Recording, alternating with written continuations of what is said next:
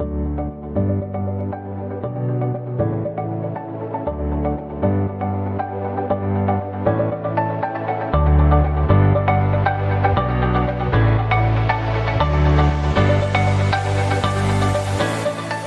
morning, good afternoon, or kung anong oras naman ito napapakinggan sa araw na ito. So, ituturo ko po sa inyo kung paano gumawa ng backup sa Jisoo. Ano? Backup. So, yun guys, bago po tayo magsimula, ito po muna ang aking intro. Pasok!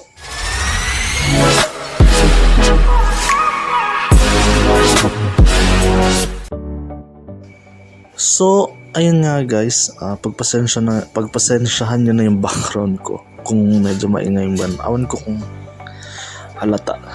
Pero, lumabas na ako para hindi ganun kaano kasi maingay talaga sa loob. So, yun na nga, magsimula na tayo. So, una, punta muna tayo sa ating Jisoo settings. Main menu.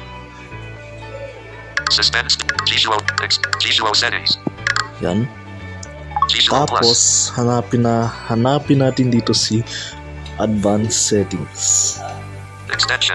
Tools. Download additional. Advanced settings. Advanced settings. Yan. Kung nandito na tayo sa advanced settings, hanapin naman natin si backup and restore. Navigate up button. Advanced voice assistant and OCR settings. Timer settings. Operation setting. Timing settings. Menu customization. Article reading mode setting. Auto start extensions. Scheduled tasks. Profiles can be used to resource manage. Backup and restore. Yan. Backup and restore. Tapos puntahan natin tong local backup. Backup and restore. Local backup. Yan. Pasok tayo. Local backup. Selecting this option lets you create a full backup of your current settings. Click lang natin Please note yung that this option will okay. override your current backup. Okay. OK button. Backup completed. The backup has been completed. Yan, The kapag requested okay data na, have been successfully saved to the appropriate. okay lang natin yan. OK button. Ngayon, Backup and restore. pag okay na, punta naman tayo sa ating file explorer. Hindi pala ako naka-PC. My files pala. File manager. O sa inyong file manager, punta tayo. Home. Apps. Google. Chat. My file. Yan. Punta lang tayo dito sa ating My Files. Then, Internal storage. Dual messenger. Internal storage 37.44 GB/64.00. yan. All. Pero sa iba-iba kasi tayo ng files guys. So, pwedeng ang gamitin nyo kapag gagawa kayo ng ganito, gumamit kayo ng Files by Google, or kung naka-Samsung naman kayo, My Files. So, ayan. My Files, then internal storage, then select lang natin tong backup. Conflict answer and AP backup smartphone 10:35 p. Long percent backup smartphone 10:35 p.m. to right. So, ayan. Pag nakaselect na siya, scroll down lang tayo. Swipe up ng 2 fingers, then Unchecked music May 11th. Unchecked.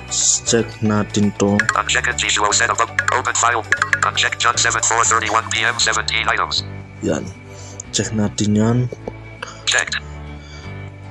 Then, kapag okay na, click natin yung more option. More options button.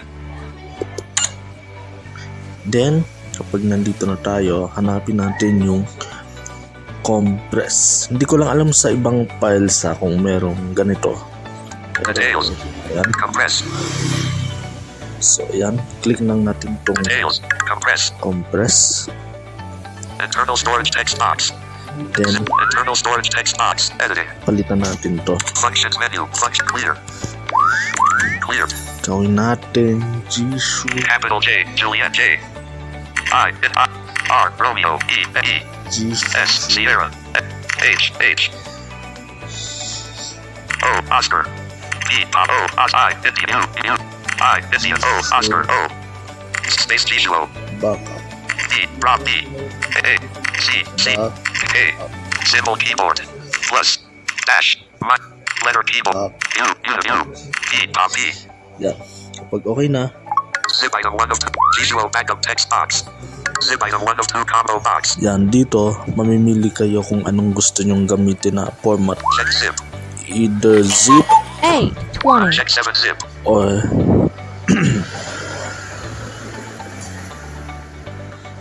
so, pasensya na. So, either zip or 7 zip.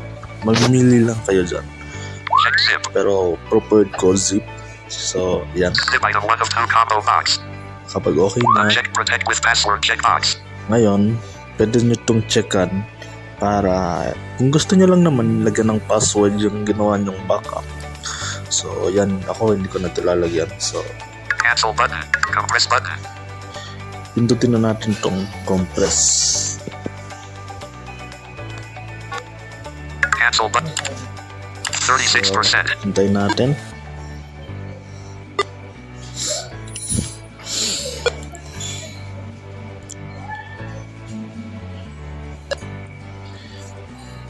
So, hintayin lang natin matapos.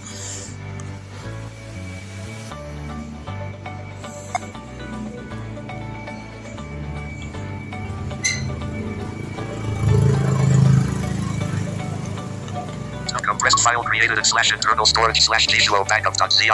Yan. Okay na.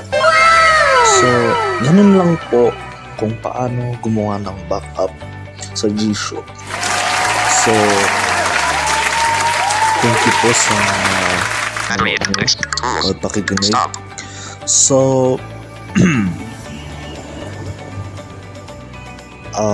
sa susunod ko naman tong video, ituturo ko naman po sa inyo kung paano i-restore ang ginawa nyong backup sa G-Show. So, yun lang. Kunwari, nag-reset kayo or kung nagkaroon kayo ng phone, gusto nyong ilagay yung backup or gusto nyong i-restore. So, ituturo ko sa inyo yan kung paano. So, yun lang muna sa ngayon and sana ay may natutunan kayo.